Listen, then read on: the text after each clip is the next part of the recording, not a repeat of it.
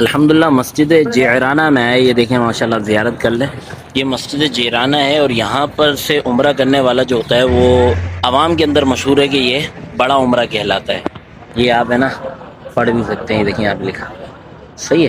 یہ مسجد جعرانہ ہے، لیکن میرا مشورہ یہ ہے کہ اگر آپ یہاں پر آ رہے ہیں نا، یہ یہاں پہ حمامات وغیرہ بنے ہوئے ہیں، اگر آپ یہاں پر آ رہے ہیں اور یہاں سے عمرہ کرنا چاہتے ہیں، کوشش کریں کہ احرام جو ہے وہ گھر سے ہی باندھ کر آئیں، ہوٹل وغیرہ سے احرام باندھ کے آئیں. اور یہاں پر اگر آپ جاتے ہیں نا تو واش روم میں یہاں پہ چھوٹے بنے میں، اور پھر ہے نا چینج کرنے میں بڑی پریشانی کا سامنا ہوتا ہے. پھر حمام وغیرہ میں جاتے ہیں، یعنی چینج کرنے کے لیے جاتے ہیں تو اچھی خاصی لمبی لائن لگی ہوئی ہوتی ہے اندر.